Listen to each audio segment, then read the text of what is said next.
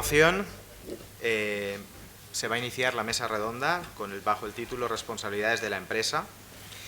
Como ya estamos en un ambiente de más confianza, os voy a rogar, en el sentido de que hemos empezado con cierto retraso y vamos a tener que ir recuperando algo de tiempo, entonces perdonadme que haga el atraco, pero intentemos ajustarnos al máximo los tiempos. La mesa la modera Israel Gómez Sanz, responsable de Desarrollo de Negocio para la Administración General del Estado de la Dirección de Defensa y Seguridad de Telefónica España. Intervendrán en la misma don Amedeo Maturo, compañero, abogado, CISA, alicantino de adopción, consultor y autor de compliance en materia de LOPD y Ley de Servicios de Sociedad de la Información y profesor del máster de la Miguel Hernández de Elche de e-commerce. También intervendrá en la mesa don Ricard Martínez, creo que bastante conocido por todos vosotros, Data Protection Officer, presidente de la Asociación Profesional Española de la Privacidad, APEP, a la que también pertenezco. Colabora en distintas universidades como docente en estudios de grado, Universidad Huerta de Cataluña, posgrado Universidad de Valencia, Universidad de Carlos III, UOC, Universidad de Murcia, Universidad Politécnica de Valencia, y experto reconocido en materia de privacidad y magnífico orador.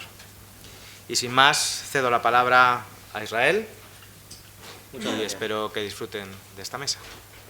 Buenos días a todos, muchísimas gracias por vuestra asistencia y compartir con nosotros un día como el de hoy, en el que se van a tratar temas de mucha actualidad y de mucha importancia. Me vais a disculpar si estoy un poquito lento, he madrugado muchísimo hoy y todavía me cuesta. Como diría el mi CEO de Eleven Paz, que levante la mano quien está un poquito dormido como yo, ¿no?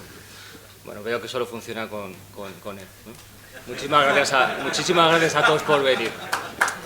El caso es que es un tema importante que, desde mi punto de vista, y sobre todo viniendo de una empresa como Telefónica, yo afrontaría desde dos puntos de vista: responsabilidad de la empresa a nivel interno, pero también a nivel externo. Es decir, yo como proveedor de servicios de seguridad de Telefónica debo proveer a mis clientes herramientas y las piezas lo suficientemente claves para que ellos, primero, sepan a qué se enfrentan en relación a su organización y, segundo, darle herramientas para poder tomar decisiones a nivel de negocio, ¿no?, que es lo más importante.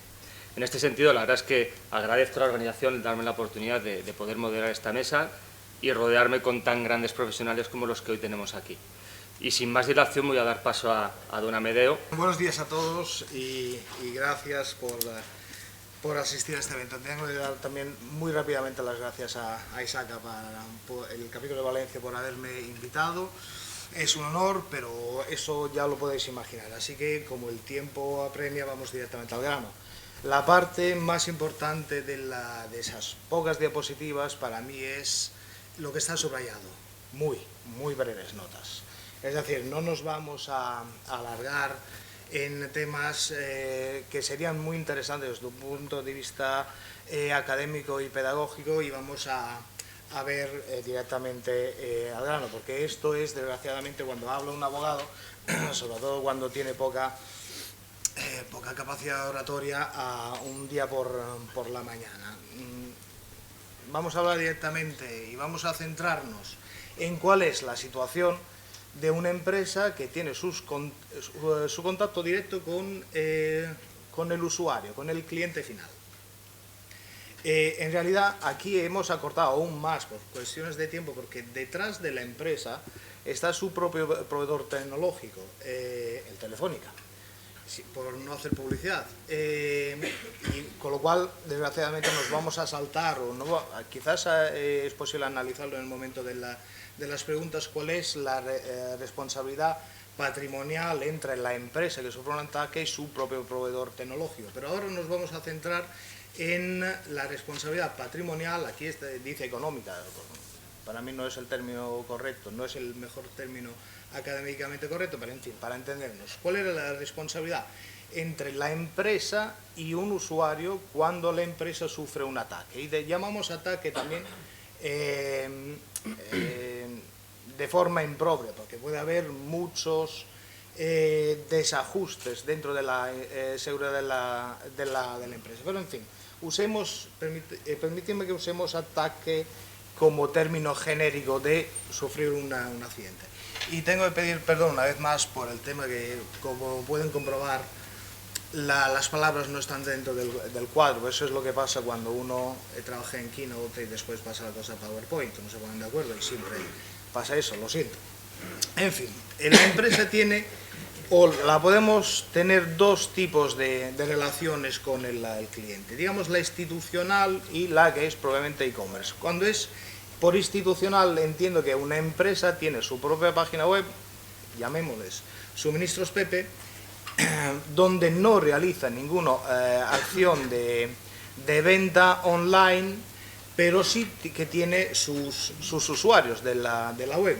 Sin embargo, por el otro lado tenemos una empresa, Suministros José, que sí realiza e-commerce, es decir, sí que realiza transacciones electrónicas con sus clientes. Por un lado, en una manía taxonómica de clasificar las cosas, en el primer caso llamaremos usuario al que se relaciona con la empresa, en el segundo cliente. Vale, primera situación. Tenemos un ataque a suministros Pepe, como la plaga que se ha verificado en el mes de julio de este año en Benidorm. Ha habido una plaga de CryptoLockers que se ha centrado básicamente en empresas pequeñas, tipo Suministros Pepe.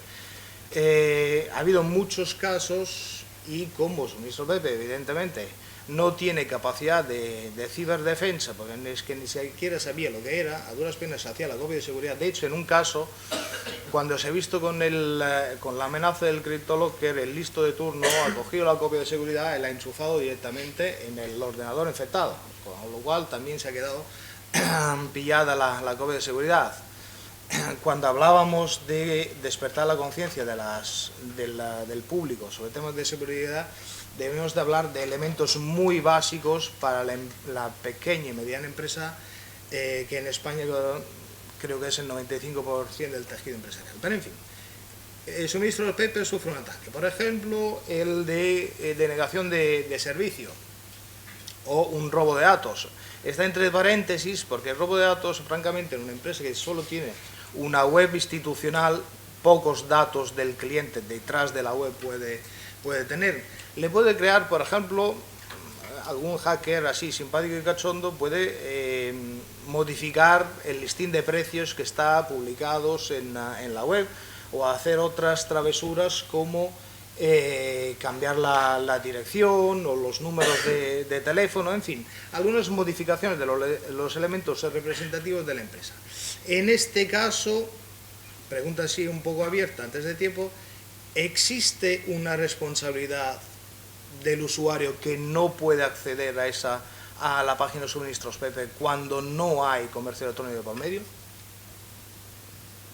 No me esperaba que contestarais, pero en fin, es una de las preguntas que sí espero que se analice. En mi opinión, en fin, aunque sí existe, y lo podemos traer a colación, algunas referencias del Código Civil, aquí deberíamos de demostrar jurídicamente que ha habido un daño para el usuario, a ver qué tipo de daño, a lo mejor no encontrar el número de teléfono, y aún por encima se tiene que haber dado una culpa o una negligencia por parte del empresario que ha sufrido un daño. Francamente, en este caso, en el cual existe una relación institucional empresa-usuario, yo no le daría el botón del pánico.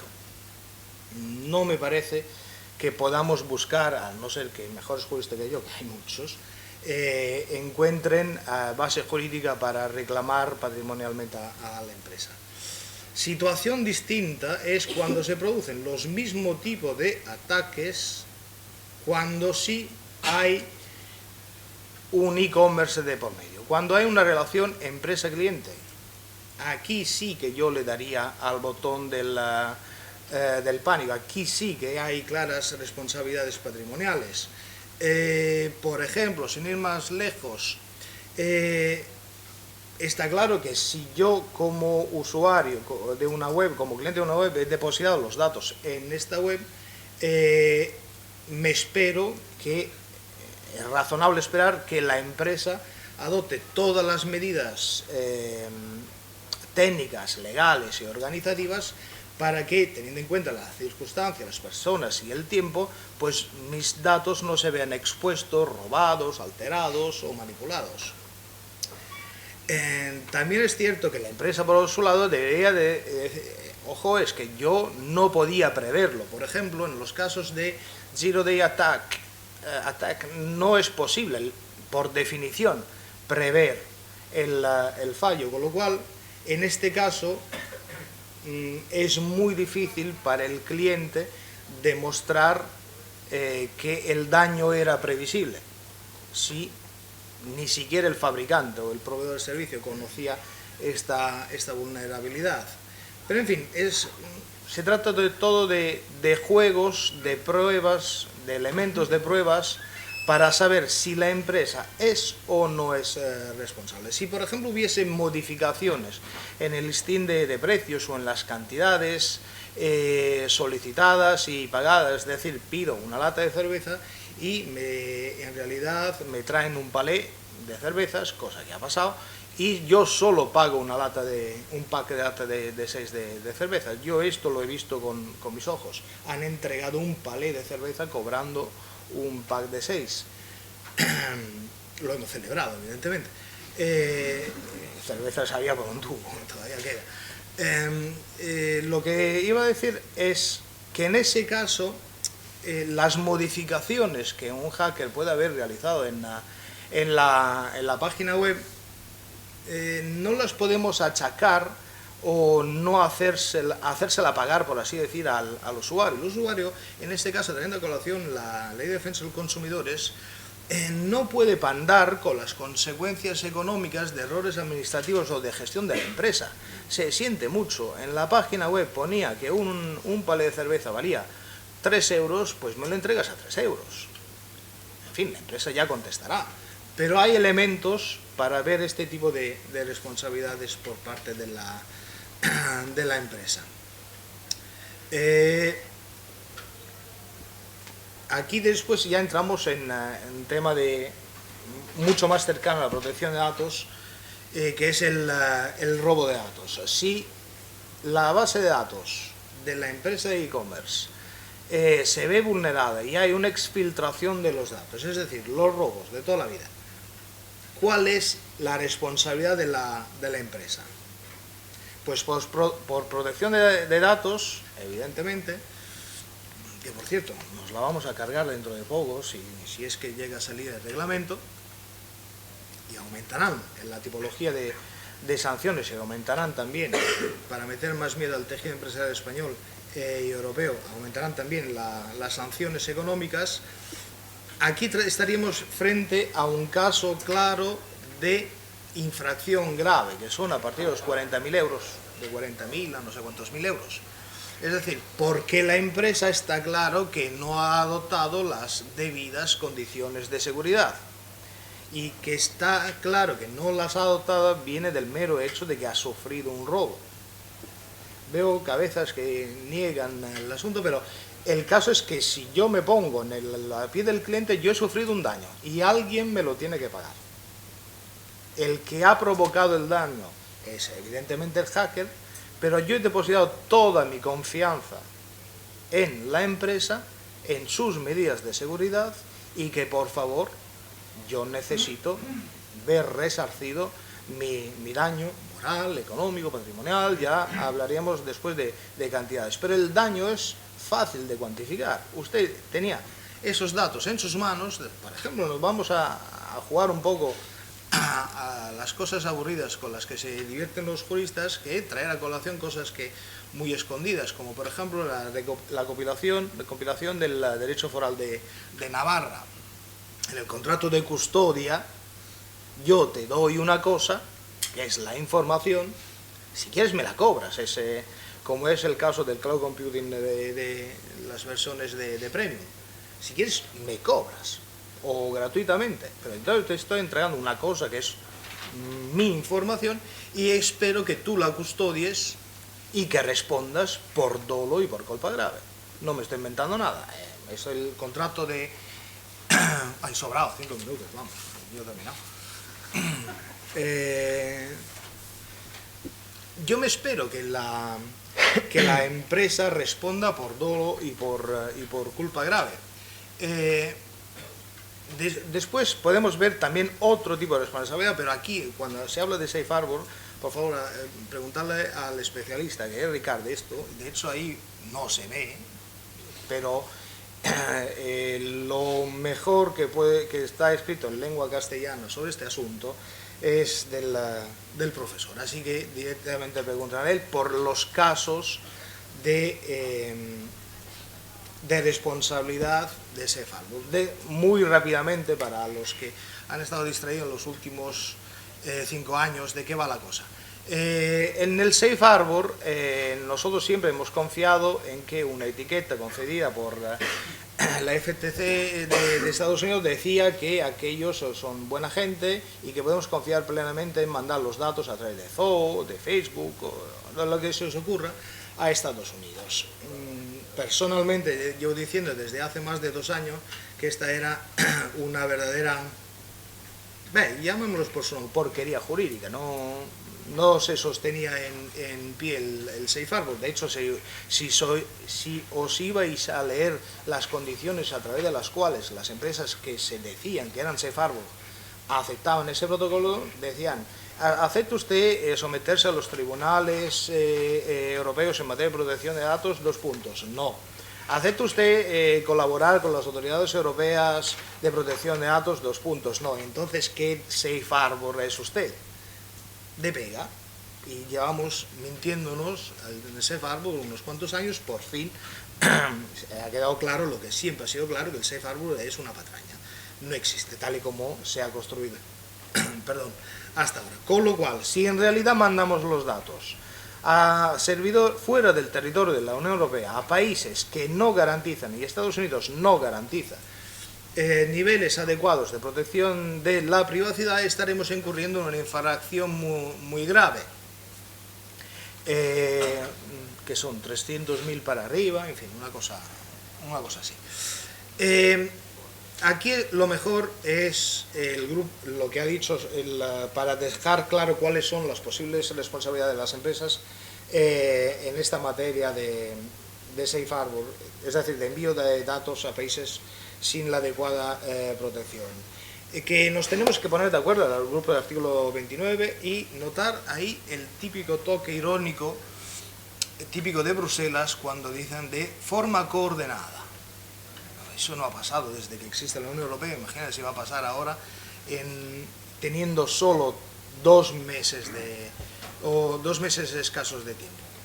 La responsabilidad patrimonial por exponer los datos de los ciudadanos europeos a través de sistemas de Safe Harbor, en mi opinión, no solo es censurable y sancionable a través de la normativa administrativa de protección de datos, sino de una perspectiva civilística de: has mandado mis datos a un país que sabíamos perfectamente, y hay sentencias que lo dicen, que no iba a cuidar de mi privacidad. ¿Cómo se te ha ocurrido hacer eso? Se te puede perdonar porque si antes no lo sabías, pero ahora sí que no se te va a perdonar. He sufrido un daño. Tu conducta, si no es dolosa, pues es por lo menos gravemente culpable, págame. Esa es la posición que yo vería muy clara si defendieran los intereses de un usuario. Si defendieran los intereses de la empresa, diría exactamente lo contrario, pero en fin. Nos pagan por abogados, es lo que hay. Para la última diapositiva, así intentando cumplir con el plazo. Para mí la fórmula general de responsabilidad patrimonial me la he inventado yo, soy yo el único responsable de esta tontería, es que la responsabilidad patrimonial depende de la negligencia, cuanto más grande, de la empresa que ha sufrido el ataque, a la que tenemos que sumar el daño que habrá que cuantificar que ha sufrido el usuario o el cliente de esa web, pero a esta le tenemos que restar la previsibilidad, y está en términos negativos porque cuanto más previsible es el ataque, es decir, cuanto menos medidas de seguridad tienes, más tendrás que pagar. Cuanto menos previsible era el ataque, evidentemente, mayor tendrás tú para decirle al juez: lo sientes que este ha sido un zero-day attack y no he podido hacer nada más. Y al final, pues si yo he tenido mucha diligencia, pues el juez, el tribunal lo tendrá en consideración y iba a decir una mala palabra, la responsabilidad patrimonial será menor. El tortazo del que me dará el juez o el tribunal será menor. Y con esto, esperando haber concluido con los tiempos, os agradezco vuestra atención y a vuestra disposición por todo tipo de preguntas cuando toque el turno de preguntas, si sé contestarlo. Muchas gracias, Amedeo. Muy interesante. A mí me vais a permitir, me encanta ser el moderador de esta mesa, pero me vais a permitir que me quite la gorra de moderador y me ponga la de Telefónica. Era evidente que lo iba a hacer, pero principalmente porque creo que puede ilustrar mi experiencia y lo que llevamos trabajando bastantes años en la casa, ¿no? Desde un punto de vista como proveedor de servicios de seguridad, como os decía antes, nuestra obligación es la de proporcionar o facilitar a nuestros clientes el que puedan identificar de una manera temprana sus riesgos, no solamente los tecnológicos, que es un poco a lo mejor en lo que más se ha trabajado siempre en términos de seguridad, sino en relación a los riesgos de negocio. En este sentido, tenemos un amplio portfolio de servicios de seguridad, pero nos faltaba una pieza fundamental, una pieza clave, una pieza que uniera todo lo que tiene que ver con la tecnología, de lo que podemos hablar de la capa operativa, con todo aquello que no tiene nada que ver con los cacharros, ¿verdad? Que es más procesos, más servicios, más negocio, ¿no?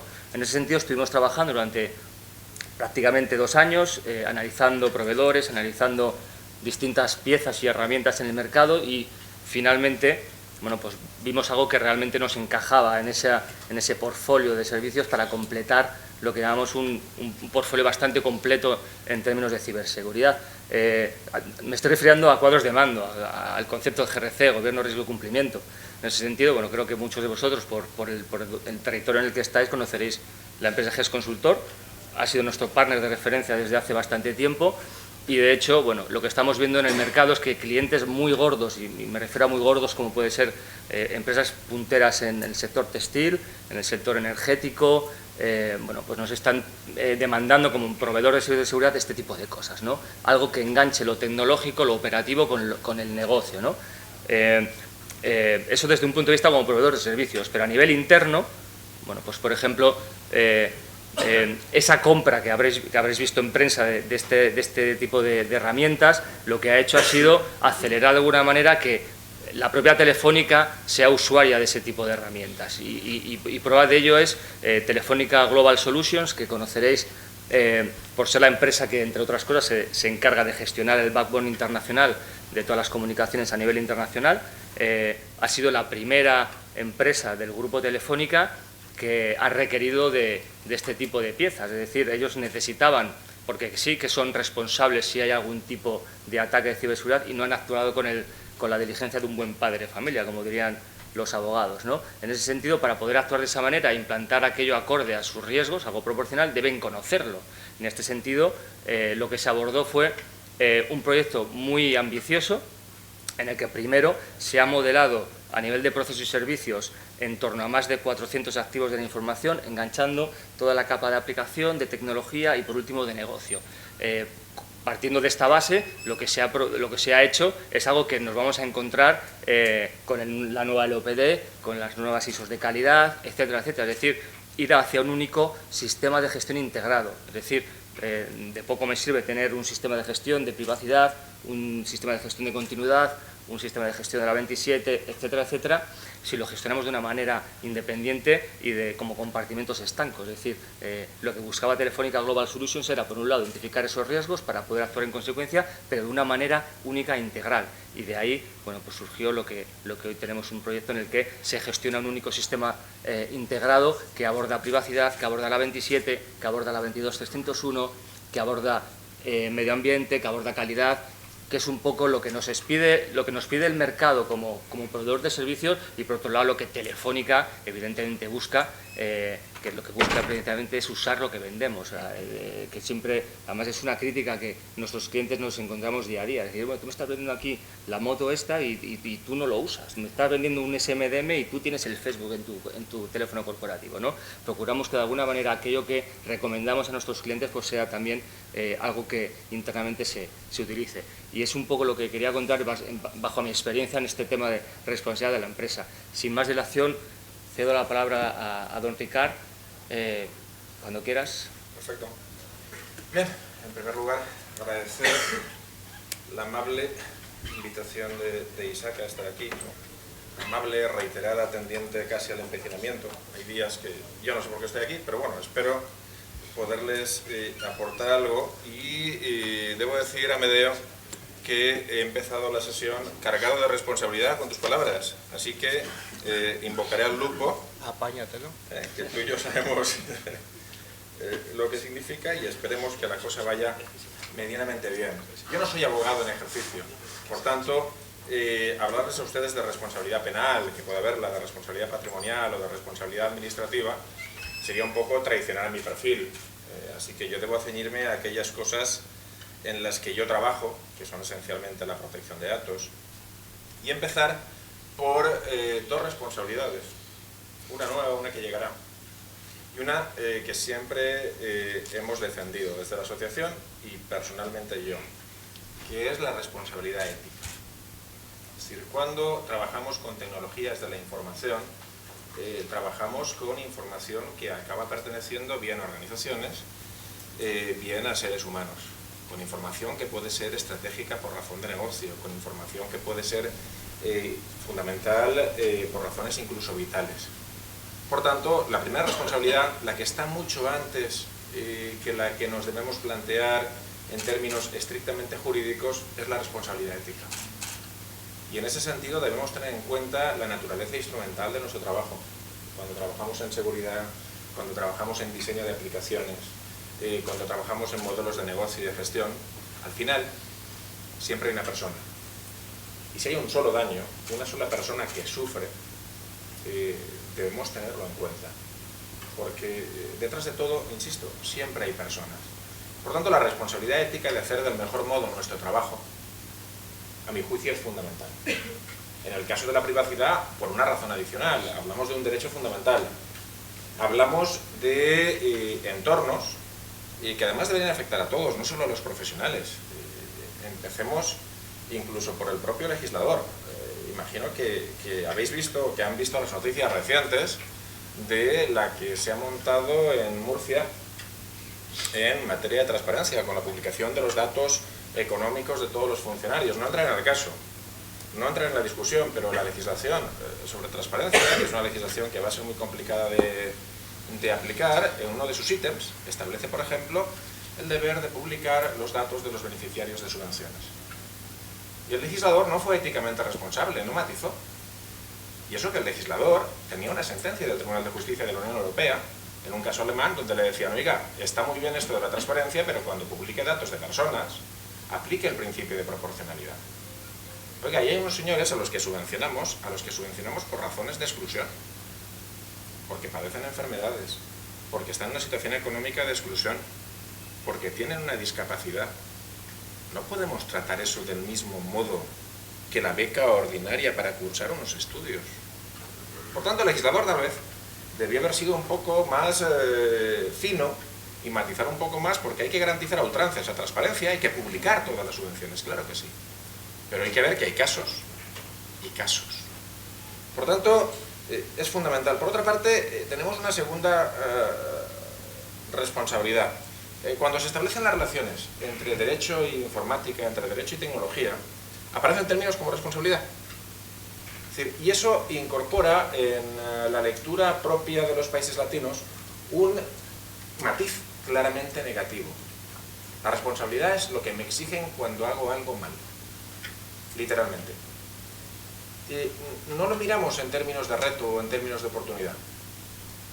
Oiga, la responsabilidad que yo tengo con el cumplimiento normativo, con el cumplimiento jurídico, con el cumplimiento de ese soft law que son los estándares, es una responsabilidad también en términos de reto y de oportunidad. Es decir, si alguien ha pensado en regular esto, seguramente lo haya regulado mal. O si alguien ha desarrollado un estándar, será porque eso ofrece unas garantías, unas ventajas. Por tanto, no solo es un obstáculo.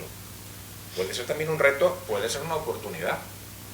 Es decir, si yo tengo unos sistemas que garantizan la confianza de mis clientes, ¿por qué lo tengo que ver en negativo?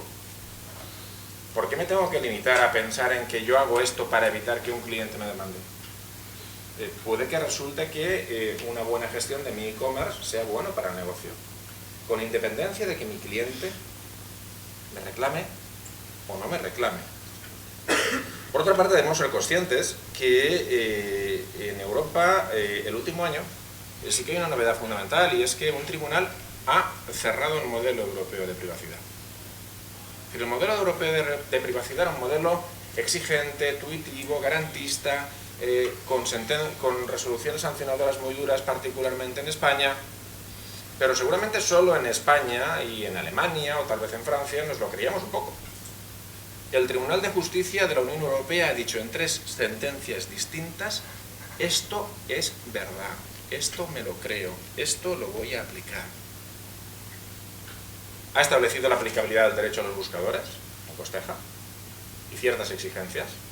Ha tumbado la Directiva de Conservación de Datos de Tráfico en las Comunicaciones, y recientemente ha dicho: Safe Harbor no sirve.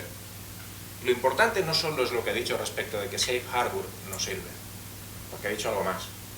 Ha dicho: la Comisión y las autoridades de protección de datos tienen que ser diligentes a la hora de garantizar efectivamente los derechos de las personas. El problema de Safe Harbor no es solo el texto de Safe Harbor, sino que la Comisión debió haber tumbado Safe Harbor el día siguiente al de la aprobación de la USA Patriot Act y de las reformas de la ley FISA en Estados Unidos, al día siguiente. Y no lo hizo. Y lo que le ha dicho el tribunal a la Comisión es: ojo, tú tienes declaraciones de adecuación, deberías revisarlas. Las declaraciones de adecuación no se acaban el día que las apruebas, son dinámicas. Por tanto, el Tribunal de Justicia se ha creído esto. Y esto nos enfrenta en materia de privacidad a un modelo altamente exigente en cumplimiento normativo y responsabilidad. Por otra parte, y perdonen lo tautológico, la otra responsabilidad de la que les quería hablar es la responsabilidad del responsable. La diligencia, que aparece como un escenario de responsabilidad. Aunque resulte curioso, en España tenemos un precedente casi simultáneo a la publicación de la propuesta de Reglamento General de Protección de Datos, que incorporará un concepto nuevo para nuestra cultura jurídica, que es el de accountability. Este precedente, o al menos este evento simultáneo, fue una sentencia que dictó nuestro Tribunal Constitucional, la 96 de 2012, en un caso que enfrentaba a BBVA y a DICAE. Curiosamente, esta sentencia es muy relevante desde la perspectiva no de lo que dice, sino del hecho de que reconozca que BBVA, es decir, una entidad bancaria, pueda tramitar un recurso de amparo por vulneración del derecho fundamental a la protección de datos. Les explicaré el tecnicismo jurídico. Tú tienes que tener un interés legítimo, y el derecho a la protección de datos es un derecho de naturaleza individual. Las empresas no pueden ser titulares del derecho a la protección de datos. Y sin embargo, el tribunal, digamos que tramitó el recurso. ¿Por qué lo hizo? Lo hizo porque ante un requerimiento de un juez había una class action, una demanda contra BBVA. BBVA, al que se le pidió que cediesen todos los datos, le dijo al señor juez: no voy a ceder todos los datos al representante de los intereses de los consumidores, a DICAE. Yo lo que le ofrezco a DICAE es contratar a un tercero, quien notificará a todos mis clientes que DICAE existe y que la demanda existe. Y con esto evito ceder todos los datos a un tercero, pero consigo los objetivos que persigue el señor juez, que es notificar a todos los potenciales interesados. Y el Tribunal Constitucional dijo que estaba bien. Y dijo algo más. Dijo: es que un responsable ocupa una posición de garante, no solo trata datos, no solo garantiza el cumplimiento normativo, tiene la responsabilidad de preservar el derecho a la protección de datos de sus clientes. Y por tanto nos está diciendo algo: usted tiene un especial régimen de responsabilidad, porque usted no está hablando en plata vendiendo patatas, usted está tratando datos de personas. Y a ese escenario es al que apunta el Reglamento de Protección de Datos. A partir de ahora ya no basta con ser responsables, o no bastará con ser responsable en sentido clásico. No bastará con esperar a que ocurra algo para que alguien me exija responsabilidad. Deberé tener las condiciones que acrediten que adopté todas y cada una de las decisiones que me permitían cumplir con la norma. Es decir, podría ser responsable incluso aunque no hubiera ningún evento desfavorable, aunque no se hubiese producido materialmente ningún daño. Oiga, es cierto, usted no ha tenido ningún ataque, a usted no le han levantado la web, pero le hemos inspeccionado y usted no documentó sus prácticas en protección de datos. No tiene ningún papelito donde ponga cuánto tiempo va a conservar los datos. No tiene ningún proceso de destrucción. No tiene todo lo que hay que tener para asegurar el derecho a la protección de datos de sus clientes. Dentro de ese todo lo que hay que tener, hay 2 o 3 elementos que van a ser cruciales. La labor de documentación, es decir, de planificar muy bien lo que voy a hacer con los datos, de tener previsto cuál es el ciclo de vida del dato, es importante, pero también lo es aplicar criterios de privacy by design y privacy by default. Si usted trata de datos personales, tiene que medir muy bien qué datos trata, para qué los trata y limitar el escenario de tratamiento a lo estrictamente necesario. Y va a adquirir una gran importancia la cuestión de las violaciones de seguridad. El ejemplo de Amedeo es magnífico. Es decir, tendremos que discutir y discutiremos, y de hecho ya se ha discutido, cuándo va a aplicar el principio de culpabilidad. Por lo que me dice la norma, y lo que me va a decir es, usted tiene que ser diligente en las medidas de seguridad previas y usted tiene que ser diligente en la reacción posterior. Además, me van a exigir que sea diligente en un triple nivel. Diligente para identificar la infracción, la quiebra de seguridad, la violación de seguridad. Diligente para establecer si su importancia es lo suficientemente grave como para notificarla al regulador. Y diligente, en un tercer lugar, para definir si además del regulador debería notificarla directamente al usuario, al cliente. Y esto va a ser complicado, pero tendré que tener esos procedimientos. Y tendré que entender que a veces, pese al prestigio corporativo, es más razonable decirle al cliente, me han levantado tu contraseña, cámbiala inmediatamente y además dirígete a tu proveedor de tarjeta de crédito y verifica cualquier movimiento raro, lo cual me cuesta un email y 30 minutos, a ocultarlo y pasarme 4 días para resolver el problema. Tendré que decidirlo y en eso deberé ser responsable. Por otra parte, y con esto acabo con la brevedad que me han pedido, a mí me gustaría también reflexionar no sobre la responsabilidad de la empresa, sino sobre la responsabilidad en la empresa. Es un concepto que creo que es relevante. Es decir, la responsabilidad que se le exige a la empresa es el resultado final de un conjunto de procesos que comienzan con el primero de sus colaboradores, con el primero de sus trabajadores. Es decir, no es un constructo teórico, no es algo genérico. No, la responsabilidad se imputa a la empresa porque el derecho exige que la responsabilidad se exija de la persona jurídica titular de la actividad, pero comienza dentro de la empresa, comienza con cada uno de sus profesionales. Y eso implica considerar, y lo he discutido en más de una ocasión con compañeros, que en ese concepto de el estado del arte de nuestro ejercicio profesional están también, y ahora habla el jurista, las exigencias jurídicas. Los mínimos. Nosotros vivimos en un país tan raro, y lo digo en serio, que para que la gente tenga conciencia de que es razonable aplicar la seguridad, lo hemos tenido que convertir en reglamentos que tienen valor normativo. Lo cual, yo siempre lo he considerado, y tiene unas ciertas narices que lo consideré yo, que algunos artículos he redactado en esos reglamentos, una soberana estupidez.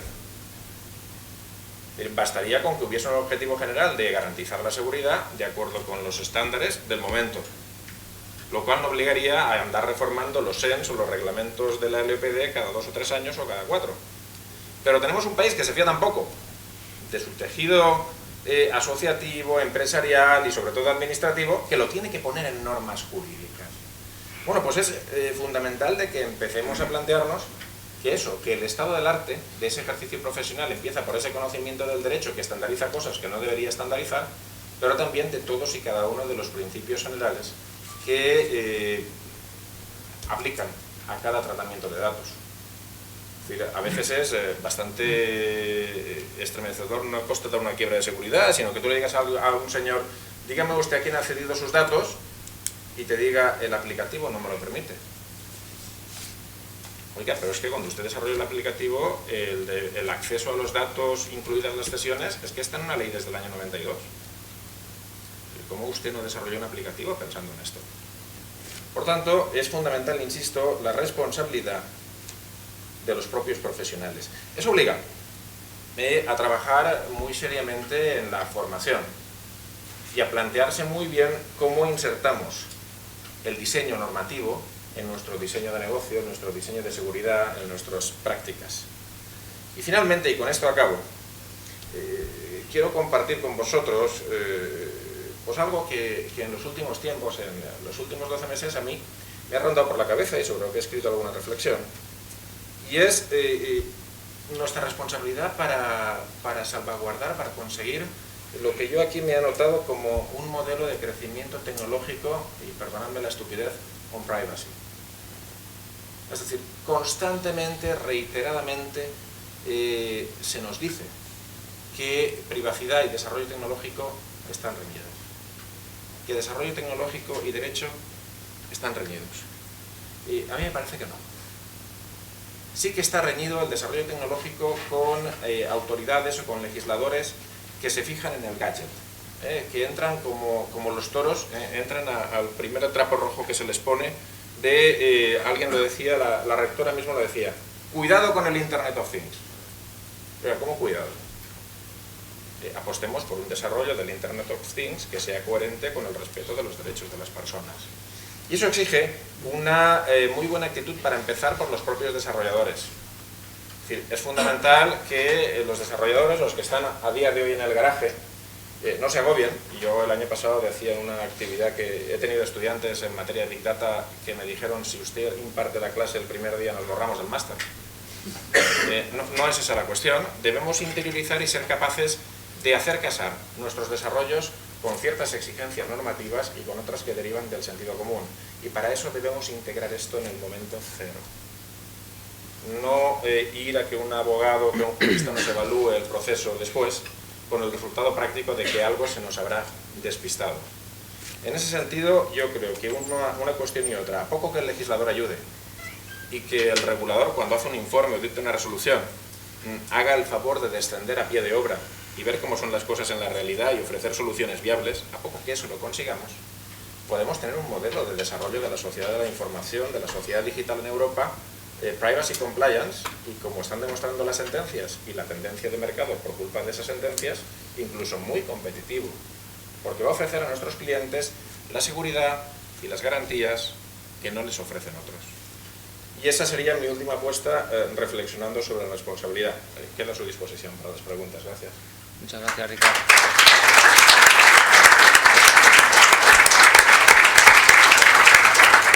Creo que se han dicho cosas muy interesantes y en relación a Ricardo yo añadiría, o sea, fíjate si es un país raro que aun estando por ley nos da igual. O sea, es así, o sea, yo me he encontrado muchos casos en clientes gordos, en que, bueno, pues, que hasta que no ocurra algo gordo realmente no toman conciencia de la importancia, primero para su puesto y segundo para proporcionar ciertas garantías a sus clientes, ¿no? Creo que en mi opinión deberíamos tomar conciencia y poner seguridad porque sí, no porque me lo dice una ley, porque sí, porque debo ponerlo para tener mejores servicios, para tener mejores sistemas y para proporcionar muchas más garantías a los usuarios. Bueno, vamos a abrir, ¿tenemos tiempo, José Manuel? 5 minutos. 5 minutos. Para preguntas, ¿queréis hacer alguna pregunta a cualquiera de los ponentes? Si no, empezaré preguntando. ¿Sí? Venga. Tenía una duda disculpa un momento, si quieres que te acerquen el micrófono y así oímos todos, aunque creo que la sala tiene una buena acústica. Yo tenía una duda que no se ha tratado todavía y que creo que también está ahora un poquito como de moda con el cambio de regulación, y era hasta qué punto, es una pregunta muy abierta, ¿no? Entonces, ¿hasta qué punto se exige cierta diligencia a los administradores o personas jurídicas con la reciente reforma del Código Penal? Eso es un tema también que está bastante de moda y que están preguntándose mucha gente. Amedeo, te ha tocado. Me ha tocado. Compliance penal, teniendo en cuenta que superé a duras penas el examen de Derecho Penal en el 91, permitidme que no sea el mejor que pueda contestar a eso, pero en realidad tampoco se inventa nada. Vamos a ver cuál es el daño, la diligencia y la previsibilidad del daño. Todo gira alrededor de eso. Hay mecanismos, hay procesos, hay máquinas, hay cacharros puestos en marcha para evitar eso, para evitar el daño. ¿Lleva usted a cabo un risk management? Mire, sí, es que lo llevo todo perfectamente, pero se ha caído un meteorito. Pues francamente era poco previsible.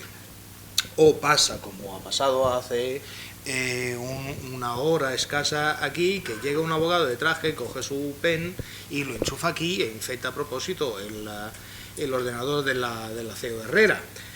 Si eso hubiese pasado, francamente era muy poco creíble. Las medidas de seguridad, a partir de ahora ya no se podrán enchufar no sé, lo veo venir. Pero todo depende del contexto, de las medidas de seguridad puestas en marcha, del grado de concienciación de los usuarios internos, de la responsabilidad ética que puede tener la corporación que ha sufrido el daño y la respuesta frente a los usuarios que sí ha visto expuesto su privacidad. ¿Qué tenía usted antes del daño? Pues mire, este documento de seguridad, muerto de risa en la estantería, espere que le quite el polvo, hacía una copia de seguridad, sí o no, porque eso lo lleva mi cuñado. Si empezamos así, que es, no quiero ser alarmista, por eso, es el tejido empresarial español en su inmensa mayoría. Esa es la situación. Con lo cual, en ese momento, la responsabilidad patrimonial o hasta penal es muy difícil de eludir, francamente, porque no has puesto nada de tu parte. Bien para las grandes corporaciones que en teoría están más preparadas para eso, pero yo pienso en el pobre Suministros Pepe, que lo tiene difícil, porque bastante tiene con lo suyo como para preocuparse de ese otro. Es que no lo ve venir. No creo, y yo llamo a las instituciones para que sí difundan ese concepto de ciberseguridad entre el tejido empresarial, el pequeño y el mediano y el microempresario, para que el Leches por lo menos haga la copia de seguridad. ¿Por qué? Porque es importante para su negocio y es importante porque es una prueba más entre las miles que debe de tener para evitar verse afectado por responsabilidad patrimonial o hasta penal. Hay que trabajar con lo que hay. No sé si me permitís que atraque. Venga. Por conocimiento también de la materia. Es otro disparate más de nuestra legislación. Es un disparate absoluto. El compliance penal tal y como está regulado en España. Es decir, esto no existe en ningún otro país. Existe en Reino Unido, existe en Italia, pero se ha circunscrito a determinados delitos. Delitos relacionados con corrupción entre particulares y relacionados con delitos de administraciones públicas. Y lo que se ha hecho en España es ampliarlo a todo tipo de delitos. Sigue siendo un numerus clausus, pero abarca todo tipo de delitos. Delitos relacionados con la privacidad, delitos relacionados con la informática, etc., etc., etc. Y hemos llegado a un régimen de casi pseudo-objetivización de la responsabilidad, y donde no solamente se exige diligencia en la definición de compliance programs, mapeo de riesgos, identificación de riesgos, gestión de incidentes, sino que lo que va a eximir de responsabilidad a la empresa y posiblemente a sus directivos no es esa definición, sino una implementación efectiva. Lo que va a valorar el juez es una implementación efectiva, y eso es complicado, muy complicado. No, disculpadme el atraco, pero es un tema que como abogado pues también creo que tiene muchas implicaciones y vinculadas a lo que es nuestro sector tecnológico. A mí, si me permitís, quería hacer una pregunta a Ricard. Me interesa por lo evidente, ¿no? ¿Qué oportunidades, qué negocio va a traer la nueva ley de privacidad, la LPD? Vamos a ver. En principio, hay un efecto que se está produciendo ya desde que se conoció el caso NSA. y es que ha segmentado el mercado del cloud en el mundo en dos grandes áreas, con distintos niveles de confianza. Y especialmente ahora que nos han dicho que Safe Harbor evidentemente no funciona y que hay que adoptar decisiones concretas. En concreto, lo que han dicho por ahora las autoridades es: voy a esperar 3 meses a ver si se renegocia el acuerdo, voy a tramitar cláusulas contractuales tipo, pero en aplicación de la sentencia, si alguien plantea una reclamación porque sus datos están en Safe Harbor, yo voy a tramitar. Por tanto, nos han dicho: ustedes tienen que buscar territorios que consideremos adecuados. Por tanto, países con decisión de adecuación o espacio económico europeo. Eso ha hecho que más de una multinacional haya reorientado su provisión de cloud, me refiero a multinacional americana, a filiales y con 100% de garantía de cloud europeo. Por tanto, esta es una primera revolución. La otra, a mi juicio, y es una mera expectativa, vendrá del grado de conciencia que los usuarios vayan adquiriendo con el tiempo respecto de su privacidad. Ya tenemos un primer ejemplo en comercio electrónico.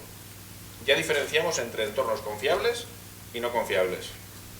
Y a muchos usuarios nos comienzan a dar bastante igual las ofertas de entornos no confiables. Buscamos entornos confiables. En privacidad, a medida que se generalicen el Internet de las cosas, los relojitos, los wearables, muchos gadgets que tratan datos, va a ser fundamental que yo como cliente tenga la absoluta garantía de que tú, como proveedor, garantizas mis derechos, eres eficiente en las respuestas, me adviertes de quiebras de seguridad y, por tanto, lo que ofrece el modelo europeo de privacidad es rigor en todo eso. Y, por tanto, un elemento adicional en términos de confiabilidad y calidad. Pero, ojo, yo esto lo veo como una expectativa. Y después ya hay unos retornos obvios y evidentes internos, sobre todo en el entorno de las pyme, pequeñas y medianas empresas, y también de las grandes. Oiga, es que cuando yo tengo que cumplir privacidad, y esto lo venimos diciendo desde hace más de 10 años, los procesos de análisis de mi proceso de gestión de la información, mi análisis del ciclo de vida del dato, mi dimensionamiento de las medidas de seguridad me obligan a un esfuerzo de conocimiento y de mejora de procesos que, con independencia de que se trata de cumplir una ley en materia de privacidad, acaba mejorando lo que hago. Si yo gestiono bien la información, gestiono bien mi empresa. Esos son retornos que por alguna razón no son visibles, pero deberían serlo. Son visibles, lo que pasa es que difícilmente vendibles. Vendibles. Sobre todo los suministros jefe, que son la inmensa mayoría del tejido empresarial español. Es que ahí te encuentras una situación difícil, sí, yo lo entiendo, me parece muy bien, pero yo tengo otras prioridades, que es pagarle a mis proveedores, cobrarle a mis clientes y pagar las nóminas de mis trabajadores. Esta es mi prioridad. ¿Qué me traes tú? ¿A qué precio? Para que me solucione lo que tú me estás diciendo que tengo que hacer. Pues son 20.000, adiós, muy buenas. Es que no puede. Entonces asume un riesgo residual importantísimo de no compliance, ni siquiera el mínimo, porque le va la vida en lo otro. Es así. Ese es el tejido empresarial español y no es por menospreciar, pero bastante tienen con lo que están haciendo. ¿Alguna pregunta más? Simplemente un comentario. Esta situación, salvando las distancias y las paraciones y demás, es como si ahora dijéramos que las empresas tienen obligaciones de poner freno a los coches. La situación que se encuentran ellos que tienen que hacer transportes, Peñalito tiene transporte, tiene una empresa y el coche viene con frenos. Y yo creo que esto, desde el otro lado, hay que entender que el pequeño, la pyme, está pidiendo soluciones que tengan economía de escala, que sean económicas y que sean un electrodoméstico. Y que vea un resultado positivo, un retorno económico directo. Es decir, yo facturo más por tener esto. Si no se lo demuestro, hablando desde una óptica comercial, si yo no le demuestro que él factura €1 más comprándose eso, yo lo tengo muy difícil. No es que vas a perder menos, vale, gracias, pero yo quiero facturar más. Y eso es el elemento clave que dice, si me traes una herramienta, un proceso, un cacharro, lo que sea, que me hace facturar €1 más, me lo compro. Pero si me traes ese cacharro que me evita perder €1, no me lo compro. Esa es la situación que yo personalmente me encuentro y que me parece, por las cabezas que hacen así, asiente, pues es lo que nos encontramos los profesionales cuando hablamos con nuestros clientes. Sí, es así. Así es. ¿Cómo vamos de tiempo? Vale. Pues muchísimas gracias a todos por vuestra atención y pasamos a lo siguiente.